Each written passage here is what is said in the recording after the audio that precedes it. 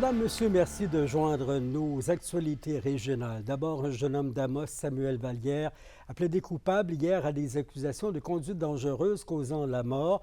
L'homme de 21 ans était impliqué il y a 2 ans dans une collision route 109, on s'en souvient, entre Saint-Félix-de-Dalquier et Saint-Dominique-du-Rosaire. Ça avait causé le décès d'une femme de 54 ans. Samuel Vallière reviendra au palais de justice à Amos pour connaître sa sentence le 7 octobre.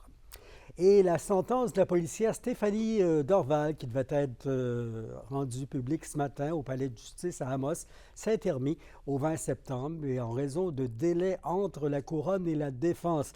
Rappelons qu'elle est notamment reconnue coupable d'avoir agrippé le téléphone cellulaire des mains d'une femme et de l'avoir frappé. Son procès s'était déroulé en avril dernier. Le Saint-Honoré, la boulangerie située à Rouyn-Noranda, a annoncé hier qu'elle fermait ses portes à la fin du mois prochain. Que s'y passe-t-il? Les réponses avec Kémilia Laliberté. Après 22 ans à servir café et viennoiserie, c'est dans un mois que le Saint-Honoré va cesser ses activités à Rouyn-Noranda.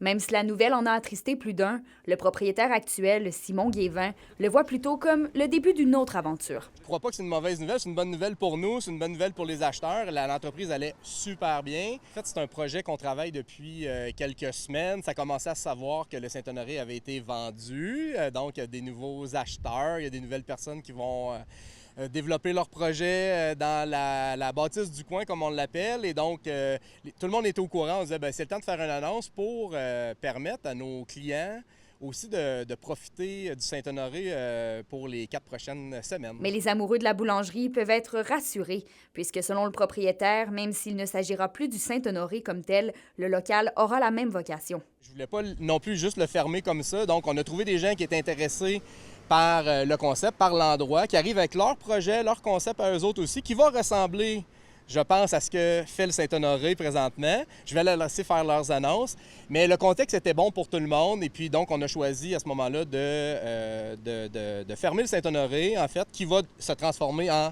autre chose. Déjà au lendemain matin de l'annonce de la fermeture, les clients se sont précipités pour se procurer breuvages et nourriture au plus grand bonheur des employés. On était vraiment choyés de voir autant de gens venir nous rendre visite là, après la grande annonce sur Facebook. Puis c'est sûr, ça nous fait chaud au cœur que tout le monde vienne nous encourager encore. Puis on espère que ça va être encore comme ça pour le prochain mois là, qui nous reste. Puis on va être là tous les jours pour les accueillir avec un grand sourire. C'est donc dans un mois, le 24 août prochain, que le Saint-Honoré va fermer ses portes. Le nouveau commerce devrait ouvrir d'ici l'automne prochain. Kémilia Laliberté, RNC Nouvelles, Rouyn-Noranda.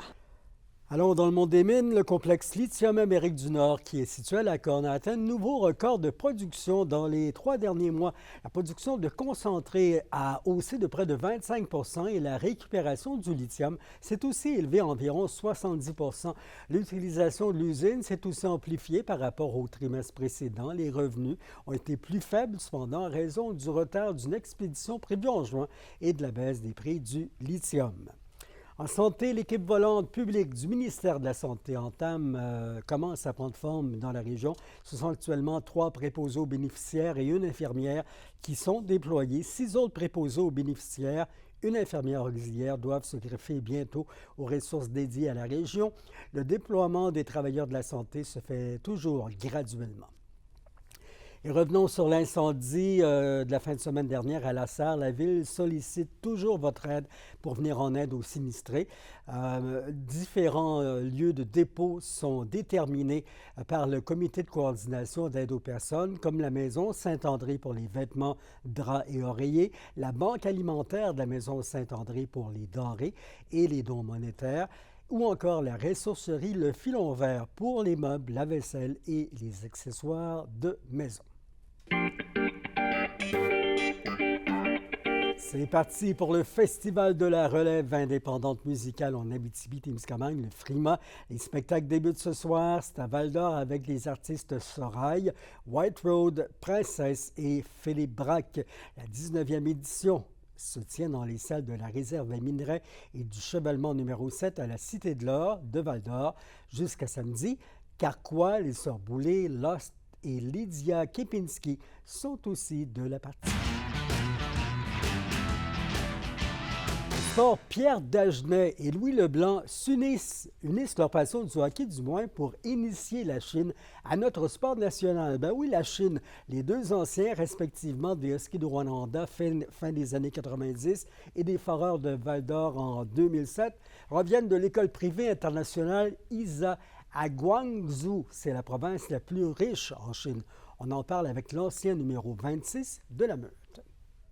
C'est une belle opportunité qui s'est créée à moi avec mon partenaire, mon ami Louis Leblanc, qui a eu cette opportunité avec des gens qui travaillent, qui ont allé à l'école avec lui à Harvard. C'est des Chinois qui font partie d'un programme scolaire là-bas, là, qui ont investi là-bas. Fait que les portes ils sont ouvertes. Il a pensé que je serais un bon élément pour lui pour d'être l'entraîneur sur glace. En Chine, le hockey n'est pas tellement développé. Là. Vous avez tout le travail est à faire. Oui, c'est ça. C'est une école internationale et ISA qui essaie de grandir le hockey dans leur école. Moi, c'est ce que je fais ici.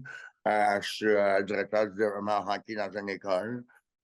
Donc, ils essaient de voir s'il y a une possibilité de construire une aréna. Et ils ont fait un genre d'évaluation avec le programme scolaire, de ramasser des jeunes et de voir l'intérêt que ça aurait en emmenant deux anciens joueurs de la Ligue nationale pour créer un engouement, voir les parents, les enfants, comment ils aimeraient ça. Franchement, l'hospitalité qu'on a eue, on a toujours été réticents, on ne savait pas à quoi s'attendre et tout. L'hospitalité était extraordinaire, la manière qu'on a été traités là-bas. Ça donne l'impression que vous allez y retourner, là, parce que bon, il y a 47 joueurs qui étaient inscrits, puis j'imagine qu'il y en a d'autres qui voudraient aussi pratiquer le hockey avec vous autres. Il y a eu l'intérêt un peu de partout. Là. Il y a Hong Kong qui ont appelé. Il y a des portes qui vont s'ouvrir. Je te dis pas que j'irai toutes les fins de semaine. Là, j'ai un emploi ici. Mais si c'est bien structuré, avec des bons partenaires chinois là-bas, ça me fait plaisir d'aider, de voir les sourires dans la face des jeunes, d'aider à la croissance du hockey. Il faut être réaliste, là, c'est un début. J'ai été là pour une expérience de vie aussi. Je ne crois pas que présentement, il y a eu un Chinois l'année passée de rafler la Ligue nationale. Mm-hmm. Mais, tu sais, moi, j'ai essayé d'aller là, vivre une expérience de vie, donner mon savoir, encourager les jeunes. Je crois encore qu'il reste beaucoup de progrès, puis c'est d'emplacement adéquat, de bons entraîneurs, le système de jeu. Il y a encore beaucoup de progrès, mais il y a un début à tout. Revenons chez nous. Les Forestiers d'Amos ont trouvé un nouvel entraîneur-chef. C'est Jean-Daniel Charron, le 15e qui occupera le poste dans l'histoire de l'équipe. Lors de son plus récent mandat, il a piloté les Prédateurs de Joliette au Junior 3A, en plus d'occuper différents postes d'entraîneur au programme scolaire des Sphinx du Collège de l'Assomption. Il succède à Sean Lenou qui, on le rappelle, a accepté d'être entraîneur adjoint avec le Phoenix de Sherbrooke dans la Ligue de hockey junior maritime Québec. Les vacanciers vont pouvoir faire le plein de soleil pour les jours à venir. Tranquillement, le dégagement s'effectue à travers la région ce soir, minimum à 12 la nuit qui vient. Demain, vendredi, il fera beau avec 26 degrés. Du soleil aussi samedi avec partout 27. Gagé aussi sur dimanche et lundi. On l'a appris à travers les branches. C'est vos infos régionales. Merci de partager vos histoires avec nous. On apprécie avoir de vos nouvelles, surtout les bonnes. Merci d'être là. À demain. Au revoir.